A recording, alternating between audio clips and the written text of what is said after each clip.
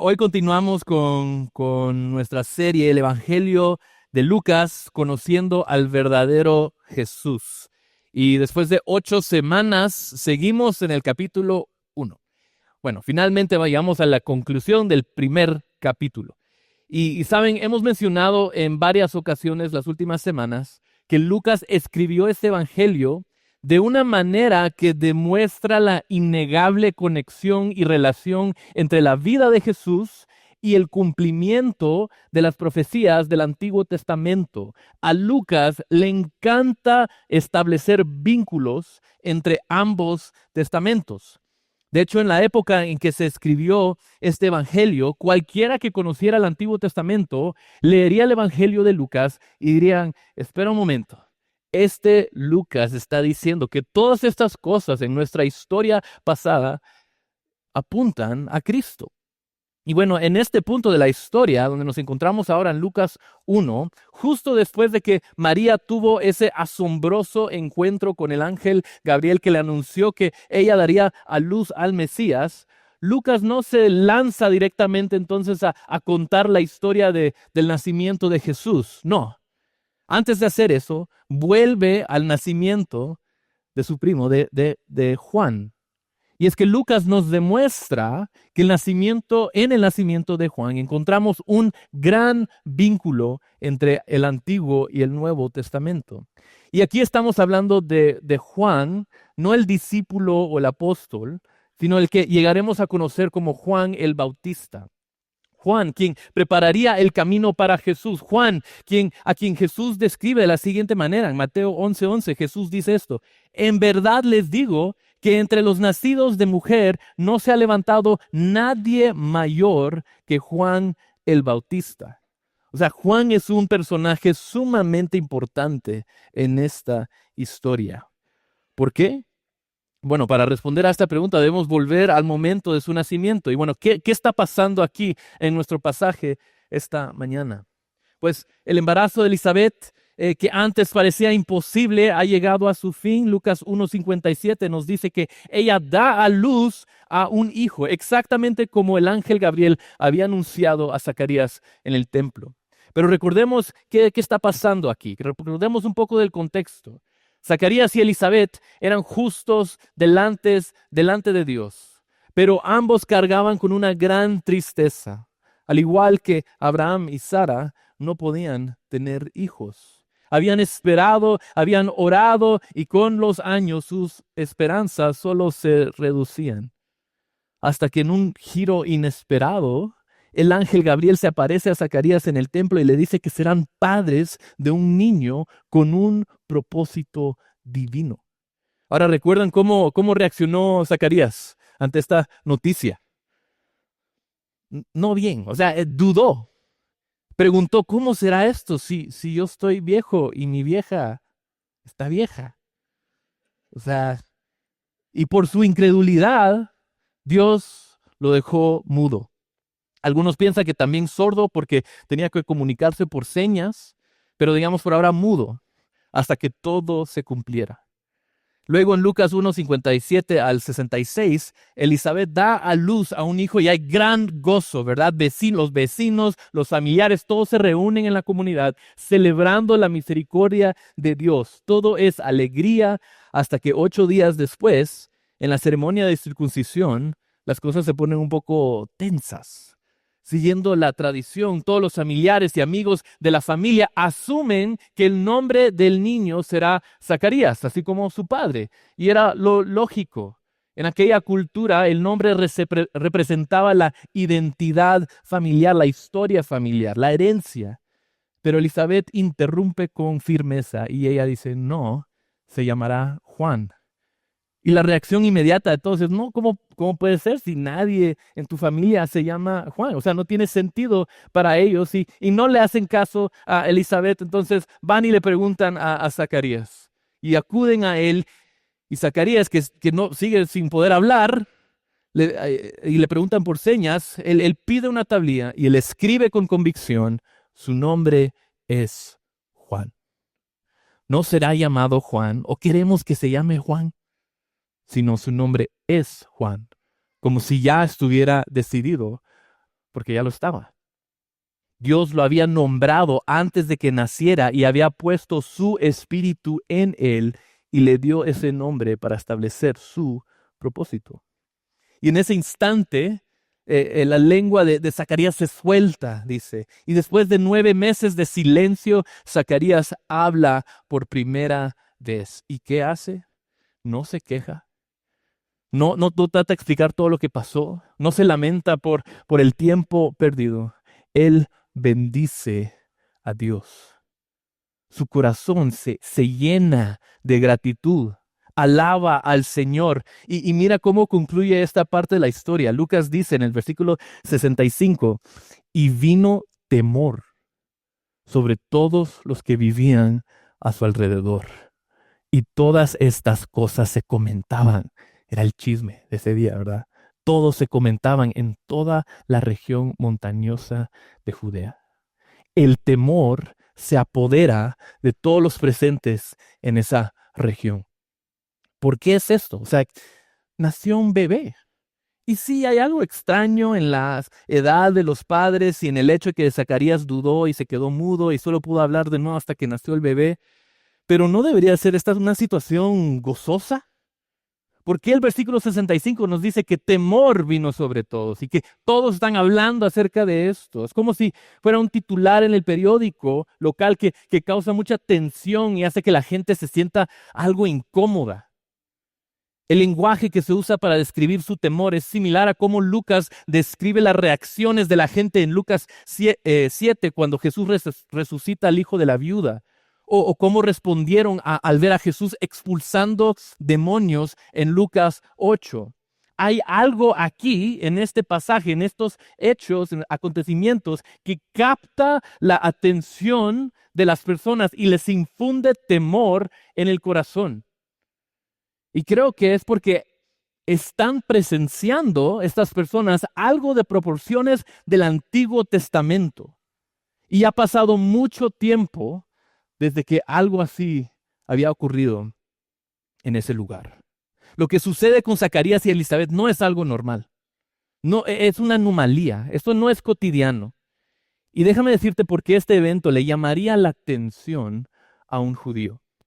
Primero que nada, Zacarías y Elizabeth están viviendo una historia hebrea muy conocida, ¿verdad? La infertilidad de Abraham y Sara, la incredulidad, las risas, la edad. Ya hemos visto todo esto antes. Así que de inmediato cualquier judío escucharía esta historia y diría, esto ya lo escuché antes. La historia se está repitiendo.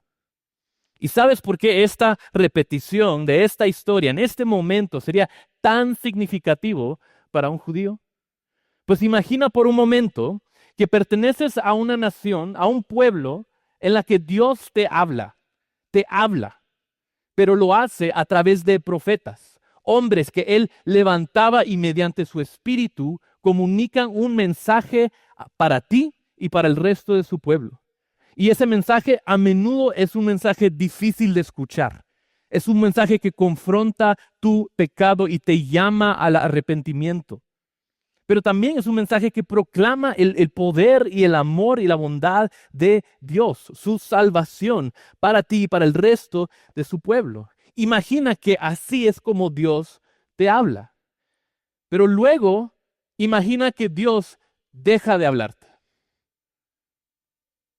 Deja de hacer eso.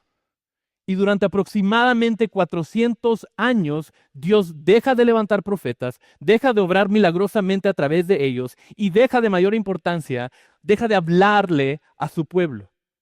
Deja de hablarte a ti. Y llévalo a un paso más. Dejó de hablarle a tus bisabuelos, ni siquiera tus abuelos lo escucharon hablar, tus padres tampoco han oído a Dios hablar. Y ahora tú estás a varias generaciones de haber escuchado a Dios hablar a través de sus profetas. Dios está en modo silencio por generaciones y no sabes por qué. Y ese silencio puede causar mucho temor. Tal vez te empiezas a preguntar, ¿habré hecho algo? ¿Estará enojado conmigo? Pero ahora imagina que un día escuchas que algo extraño está sucediendo en tu pueblo o en el pueblo vecino, el sacerdote del templo local, el que entra a quemar incienso y representa al pueblo ante Dios, sale y ha quedado mudo. O sea, no solo Dios está en silencio, sino también su sacerdote. Pero el silencio del sacerdote no es casual, tiene que ver con el nacimiento milagroso de su hijo. Y cuando nace su hijo, el sacerdote vuelve a hablar y lleno del Espíritu profetiza sobre algo que tú y tus padres y los padres de tus padres han estado esperando oír desde hace mucho tiempo. Ha comenzado el tiempo prometido de salvación. Y eso es lo que vamos a ver en los siguientes versículos. Pero verás, cualquier judío que escuche esta historia no diría simplemente, vaya, qué milagro, ¿verdad? Estos ancianos tuvieron un bebé. ¿Quién hubiera dicho? No, ellos percibirían que están empezando a presenciar algo mucho mayor. Dios está hablando, está actuando nuevamente. Dios está empezando a cumplir su palabra, está haciendo algo. No sé si alguna vez han leído las crónicas de Narnia, ¿alguien? O, bueno, ¿vieron la película? Ahí sí suben más manos, ¿verdad? Es una gran historia para explicarle el Evangelio a tus hijos o para reflexionar sobre ella tú mismo. Y es la historia de 4 niños, hermanos y hermanas, que son transportados a otro mundo, ¿verdad? Un mundo mágico y fantástico. Pero algo está mal en este mundo. Toda la tierra está bajo la maldición de una bruja y ahora siempre es invierno. Siempre frío, amargo, helado. Y uno de los niños, Edmundo, cede a su codicia y orgullo y traiciona a sus hermanos y se convierte en esclavo de la bruja, quien en realidad solo buscaba encontrar a los niños para matarlos. Edmundo no lo sabía en su momento, pero por ceder a su pecado, lo pierde todo. Y Edmundo no tiene a nadie a quien culpar, sino a él mismo. Su mundo ahora es un mundo de invierno. Entonces, ¿qué esperanza podía tener Edmundo de salvación?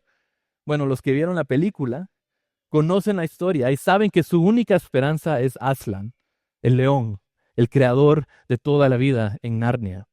Pero antes de que Edmundo llegue a conocer, a saber que Aslan ni siquiera que existe, él empieza a ver señales. Señales que indican que un nuevo poder se avecina. Él observa a su alrededor que la nieve empieza a derretirse, que las flores nuevamente están brotando, que los árboles se llenan de hojas. La primavera está llegando a Narnia. Y él no sabe qué está causando todo esto, pero sabe que algo se acerca. Y cuando todas las criaturas mágicas comienzan a notar esto también, dicen, Aslan se está moviendo. Aunque aún no lo habían visto, ya pueden ver las señales. Y esto es lo que está sucediendo en las montañas de Judea. Están empezando a ver que la nieve se derrite. La primavera ha llegado. El silencio se está rompiendo y lo que ocurre a su alrededor se siente algo, o sea, muy parecido a algo del Antiguo Testamento. Y no están seguros de qué se trata, pero tiene que ver con este muchacho, con este bebé, Juan. Entonces el versículo 66 lleva la pregunta que se esparce por toda la región. ¿Qué pues será este niño? Hablando acerca de Juan. Pues aquí la historia no ha hecho nada más que comenzar. O sea, Dios está escribiendo algo más grande de lo que nadie podía imaginar. Juan ha nacido y pronto, lo veremos la otra semana, Jesús también lo hará. Pero antes de que nazca Jesús, se nos da una profecía acerca de Jesús, pero también acerca de Juan. Y por eso quiero dedicar el resto de nuestro tiempo hoy a entender por qué Lucas consideró la profecía de Zacarías como una parte necesaria de la historia. O sea, son 12 versículos. Ahí está la matemática, pero yo tuve la oportunidad de leerlo antes. Entonces, rápidamente, si quieren, saltemos al final, versículo 80. Este es el resumen que tenemos de toda la vida de Juan y es solo antes de empezar su ministerio. Y solo es un versículo, versículo 80. Y el niño crecía y se fortalecía en espíritu y vivió en lugares desiertos hasta el día en que apareció en público a Israel. O sea, ese versículo es todo lo que tenemos acerca del resto de la vida de Juan el Bautista antes de su ministerio público. Su infancia, adolescencia, formación, preparación, todo eso un versículo. Obtenemos tan poca información. Y sin embargo, Lucas incluye esta profecía de 12 versículos. Entonces, ¿qué hace que esta profecía sea tan especial? Pues la respuesta es sencilla. Es la primera vez que Dios habla a través de un profeta en aproximadamente 400 años. Y es la primera vez que Zacarías habla en 9 meses. Piénsalo por un momento. Realmente estas son personas reales que verdaderamente vivieron esto. ¿Cómo fueron esos meses, esos últimos meses para Zacarías? Sabemos que por lo menos por lo que se menciona anteriormente en este capítulo, que después de que el ángel Gabriel visitó a María, ella se fue a vivir con Elizabeth y Zacarías. El versículo 56 nos dice por aproximadamente 3 meses. Algunos comentaristas creen que su estadía coincidió con el nacimiento de Juan, que ella estuvo ahí, otros no. Pero de cualquier manera, ¿cómo crees que debieron hacer esos 3 meses para Zacarías? Ahí con María. Seguramente María, siendo una joven, tuvo como 1000 preguntas para Zacarías, el sacerdote del templo. Seguro que cada día le preguntaba cosas como que, ¿qué significa que yo esté cargando al Hijo de Dios? Tú fuiste visitado por un ángel, yo también. ¿Cómo se llamaba el tuyo? Gabriel, es del mismo, ¿verdad? ¿Y cómo se miraba? ¿Y ahora qué hacemos? ¿Verdad? ¿Cómo será mi hijo? ¿Cómo será tu hijo? ¿Qué hará el Señor a través de ellos? ¿Qué significa esto para nosotros? ¿Qué significa esto para nuestro pueblo? Y en esos 3 meses, tal vez pudo comunicarse un poco escribiendo unas cosas en una tablilla, pero pobre Zacarías no habría podido expresar plenamente sus pensamientos y oraciones hasta este momento. Y es justamente porque Dios le dio el tiempo y el regalo del silencio para sentarse, reflexionar y meditar sobre lo que Él estaba haciendo en sus vidas. Y ahora, después de estos meses, Zacarías nos entrega estas palabras poderosas y proféticas en los versículos 68 al 79. Tradicionalmente, en las Escrituras, esta porción de las Escrituras se conoce como el Benedictus, porque comienza bendiciendo a Dios, el Señor de Israel. Y realmente casi suena como un himno. Así como María cantó su canción, Zacarías canta la suya, ¿verdad? Y este himno está repleto de imágenes, frases, referencias del Antiguo Testamento. Algunos comentaristas dicen que hay hasta posiblemente 33 alusiones y citas del Antiguo Testamento en este canto. Lucas lo introduce diciéndonos que Zacarías estaba lleno del Espíritu. Puede ser que Zacarías esté cantando, pero Dios es el autor. Y para nuestros propósitos hoy, quiero desglosar este himno en 4 secciones. En esta canción, Zacarías bendice y alaba a Dios por haber hecho 4 cosas. Él bendice a Dios porque Dios cumplió su promesa a David, porque Dios cumplió su promesa a Abraham, bendice a Dios porque Dios cumplió su promesa a Zacarías y bendice a Dios por la llegada del amanecer. Así que vamos a tomarlo uno por uno, sección por sección, empezando por el primero. Zacarías bendice a Dios porque Dios cumplió su promesa a David. Ahora, ¿cuál fue esa promesa? ¿Qué le prometió a David? Bueno, para entender eso tenemos que regresar al momento en el que el rey David sería sucedido por su hijo Salomón. ¿Recuerdan ese momento? David fue un rey guerrero que estableció a Israel como un reino poderoso. Pero en algún punto de su vida se dio cuenta de que se había construido un palacio lujoso, mientras que el arca de Dios, donde moraba la presencia de Dios, aún estaba en una carpa, en una tienda, en el tabernáculo. Y él quería construirle un templo. Sin embargo, Dios le dijo a David, a través del profeta Natán, que no quería que él le construyera un templo, sino que esa tarea le iba a caer a su hijo Salomón. Y aquí se establece un pacto. Llamamos esto el pacto davídico, el pacto de David. Y esto es lo que Dios a través de Natán le dijo a David. Segunda Samuel 7, 11 al 13. El Señor también te hace saber que el Señor te edificará una casa. Cuando tus días se cumplan y reposes con tus padres, levantaré a tu descendiente después de ti, el cual saldrá de tus entrañas, y estableceré su reino. Él edificará casa a mi nombre, y yo estableceré el trono de su reino para siempre. ¿Qué está pasando aquí? Pues Dios le está diciendo a David que además de que su hijo Salomón construiría un templo, en realidad Dios iba a ser el que le iba a construir un hogar aún mayor, algo más grande. Más específicamente, iba a establecer su trono, su reino para siempre. Y lo haría levantando a uno de sus descendientes más allá de Salomón para instaurar un reino eterno. Y esta idea de que sea eterno, un reino para siempre, era especialmente importante en este pacto. Es casi que es el punto central. Si alguien ha experimentado el ascenso y la caída de imperios y reyes y poderes, son los israelitas, ¿verdad? Ellos fueron en su momento un reino poderoso y conquistaron muchas tierras, pero también fueron derrotados y conquistados en numerosas ocasiones por otros imperios, los asirios, los babilonios, y avanzando hasta el momento de nuestro pasaje de hoy, cuando Israel vivía bajo la ocupación del imperio romano. Ellos sabían lo que significaba tener poder, tener un hogar, tener un reino, y también sabían lo que era perder todo eso. Pero el trono de este futuro rey, de este descendiente de David, es distinto. Este descendiente será mayor que David, mayor que Salomón. Su trono, su reinado, su reino será eterno.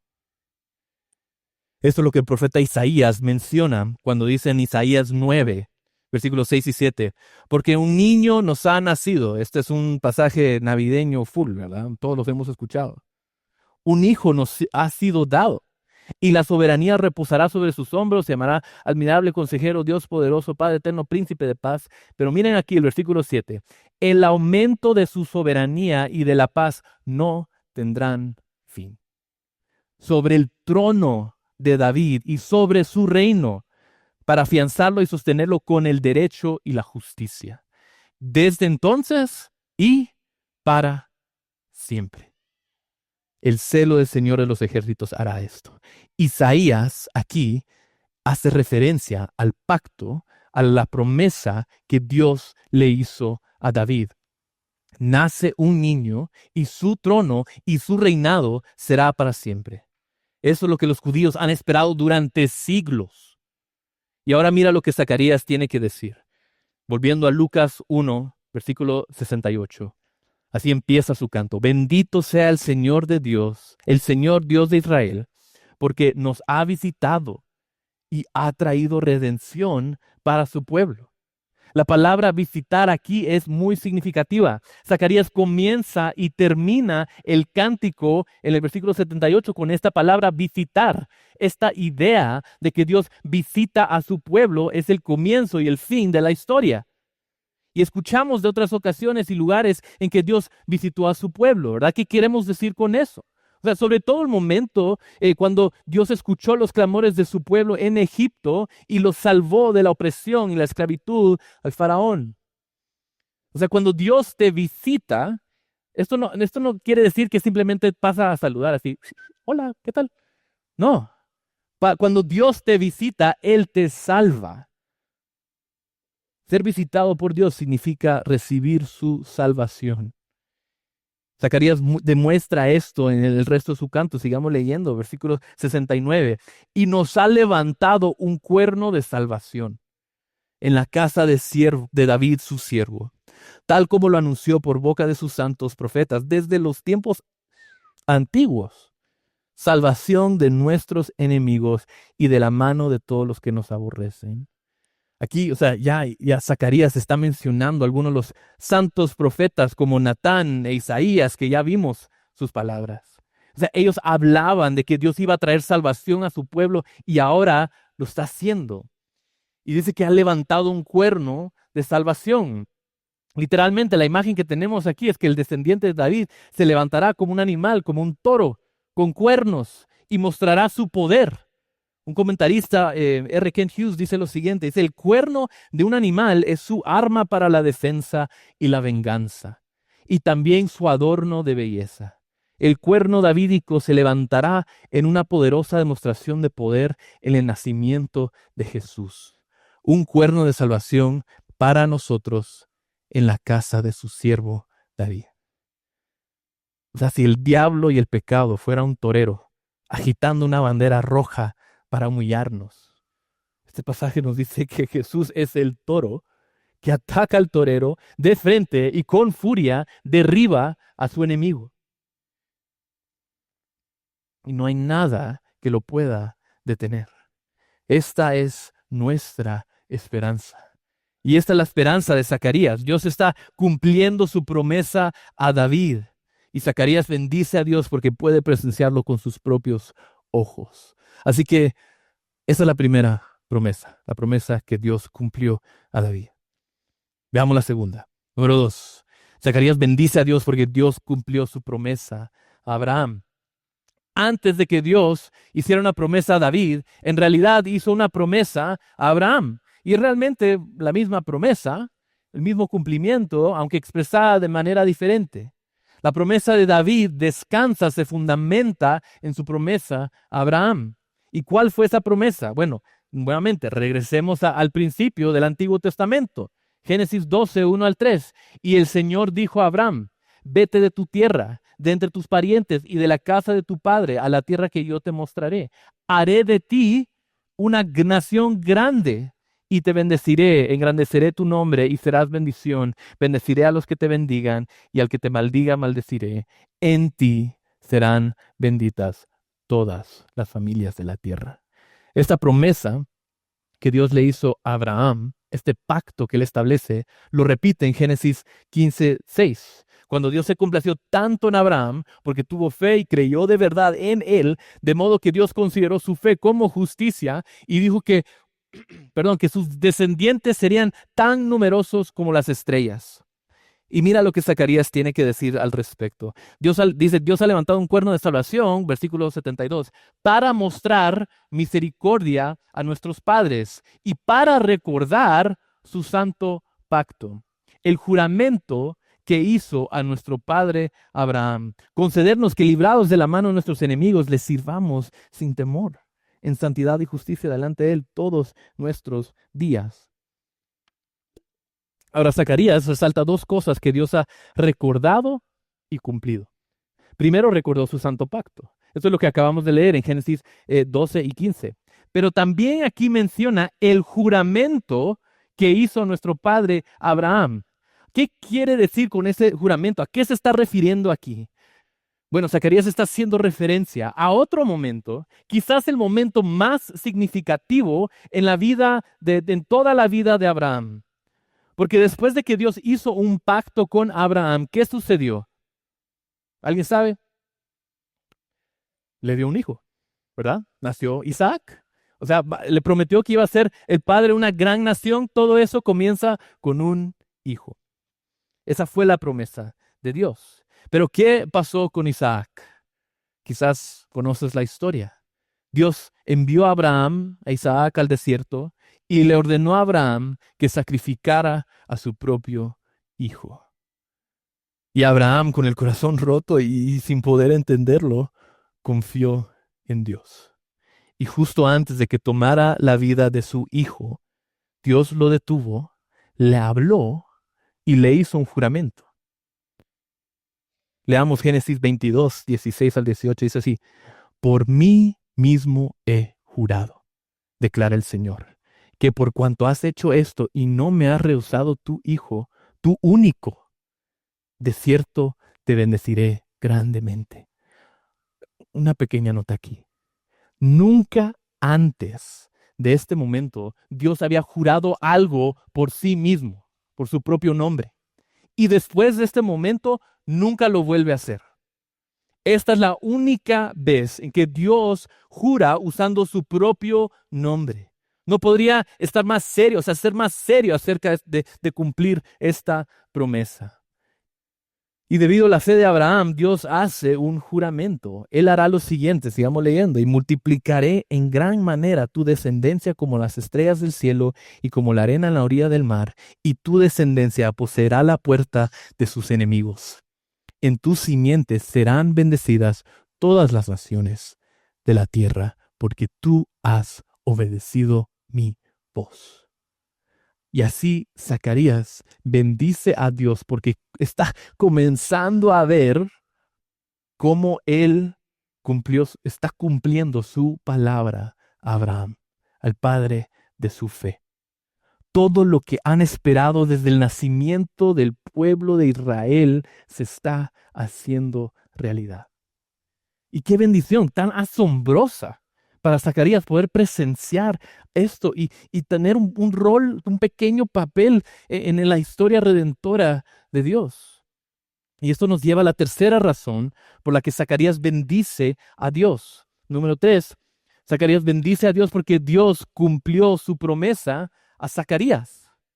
Y aquí es donde las promesas de Dios empiezan a volverse muy personales para Zacarías.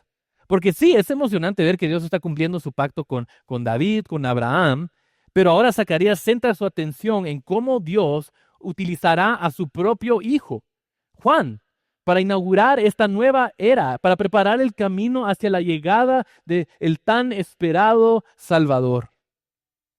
Y dice así Zacarías, versículo 76, y tú, niño, serás llamado profeta del Altísimo, porque irás delante del Señor para preparar sus caminos, para dar a su pueblo el conocimiento de la salvación por el perdón de sus pecados.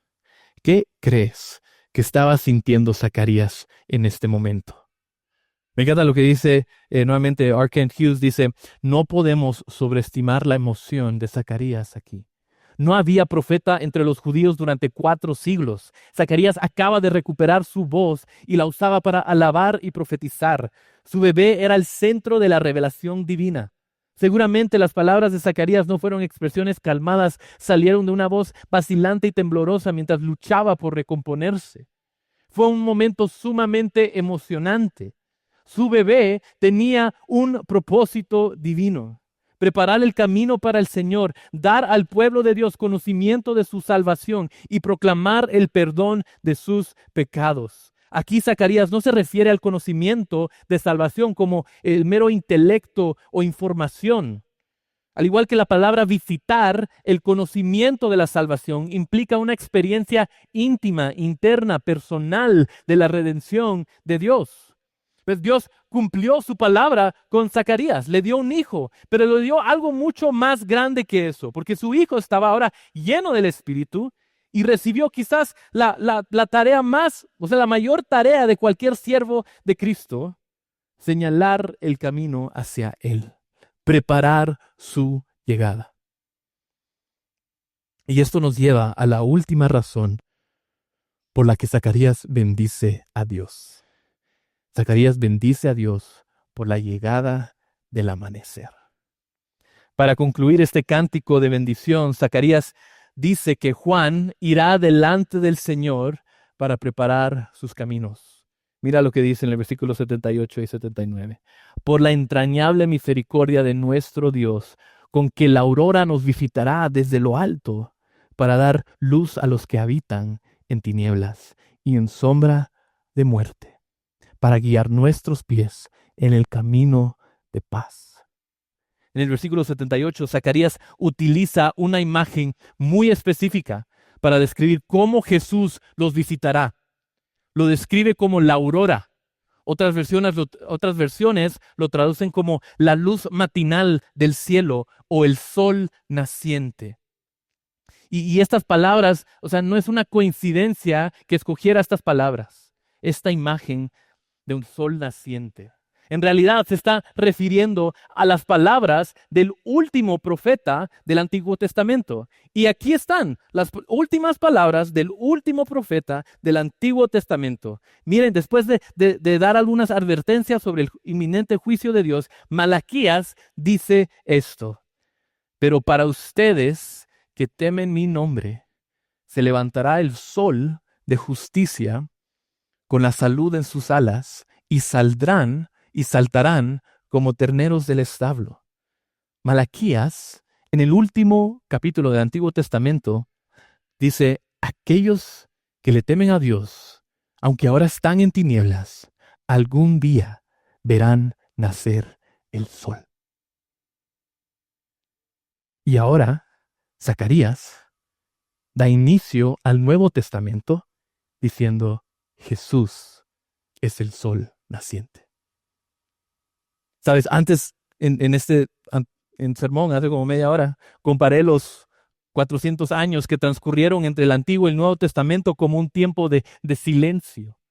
Pero los profetas de antaño describen el tiempo previo, este tiempo, todo previo, la verdad, a la primera venida de Jesús a esta tierra, como un tiempo de tinieblas.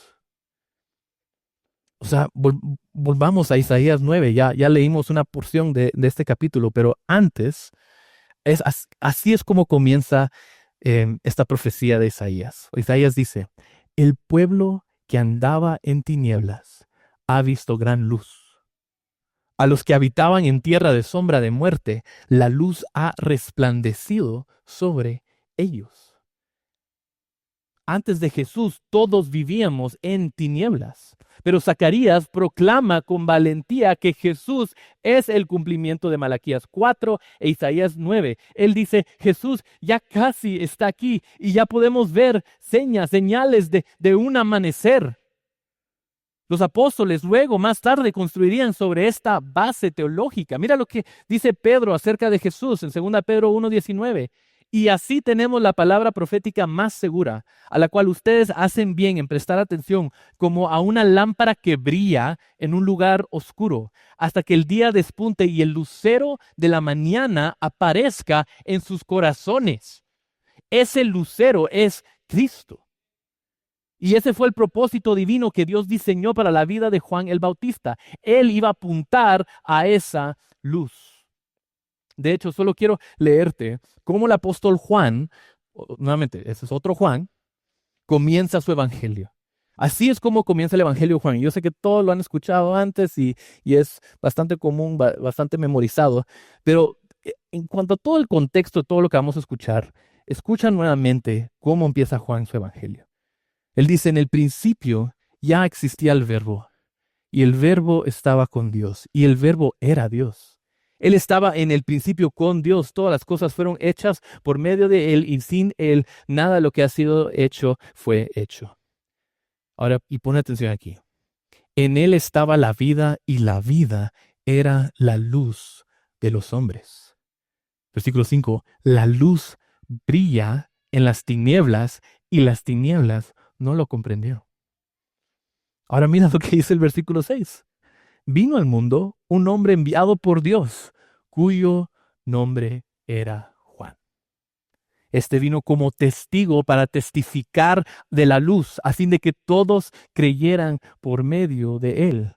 No era él la luz, sino que vino para dar testimonio de la luz. Jesús es el sol naciente que los profetas del Antiguo Testamento anunciaron.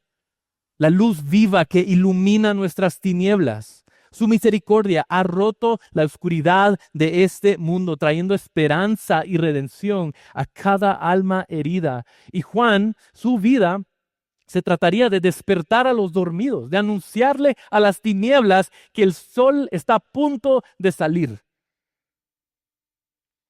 ¿Recuerdas esos momentos antes de conocer a Cristo en que te sentiste perdido en la sombra del pecado? ¿O has sentido quizás en algunos momentos bajos que quizás nunca saliste de la oscuridad? Debido a su sufrimiento, tus pérdidas, tu tristeza, que Dios te ha devuelto a la oscuridad o que sigues cayendo. Sientes que has estado caminando en las tinieblas por tanto tiempo que ya ni siquiera te acuerdas de cómo es ver la luz o cómo se siente el calor del sol. Pues hoy hay buenas noticias para ti. Zacarías, Lucas, este pasaje nos dice que el sol ya salió y su nombre es Jesús. Hoy te invito a reflexionar, iglesia. Abre tu corazón y recuerda los momentos en que la luz de Cristo te encontró en la oscuridad. Permite que su resplandor transforme tu ser para que, al igual que Juan el Bautista, pueda ser un testimonio vivo de la gracia y el amor de Jesús. Si pudiera resumir la vida cristiana, lo que Cristo hizo por nosotros y lo que hará a través de nosotros en un solo versículo, lo haría en este, 1 Pedro 2:9. Pero ustedes son linaje escogido, real sacerdocio, nación santa, pueblo adquirido para posesión de Dios, a fin de que anuncien las virtudes de aquel que los llamó de las tinieblas a su luz admirable. Iglesia, mientras sube el equipo de alabanza y tomamos los siguientes momentos para responder en oración, queremos como sus pastores reconocer que sabemos que muchos entran por estas puertas no a un nivel neutro, no como que si nada estuviera pasando en sus vidas. Entramos con cargas pesadas. Cargas, tal vez lo que nos está pesando es la carga de nuestro propio pecado. Quizás es el pecado de alguien más en tu contra. Quizás es el sufrimiento el que inevitablemente enfrentamos viviendo en un mundo quebrantado por el pecado. Sea cual sea la razón, sabemos que esta es no la realidad de un par de personas aquí, sino de todos. Y mientras respondemos en adoración, queremos hacer algo un poco diferente, pero queremos tomar un tiempo para orar por ustedes. Entonces nuestros pastores van a estar aquí mientras cantamos. Nuestros pastores van a estar aquí en las esquinas de ambos lados del escenario. Y si tú sientes que necesitas oración, también algunas de las esposas de nuestros pastores van a estar ahí. Entonces si no te sientes cómodo hablando con uno de ellos, puedes hablar con ellas también. Pero si tú sientes que necesitas compartir algo con nosotros y necesitas recibir oración, queremos hacerlo. Nosotros anhelamos orar por ustedes, cuidar y pastorear sus corazones. No porque nosotros, no porque sus pastores, no porque ningún siervo de Cristo sea la luz, sino porque nuestra responsabilidad es apuntar, a dar testimonio de la luz que es Cristo. Y si no quieres subir, está bien. Te invito a ahí donde estás sentado o parado, que vengas delante de Dios y abras tu corazón. Él no te va a rechazar. Cristo te ama. Y el sol ya salió. Respondamos ahora en alabanza a nuestro Señor.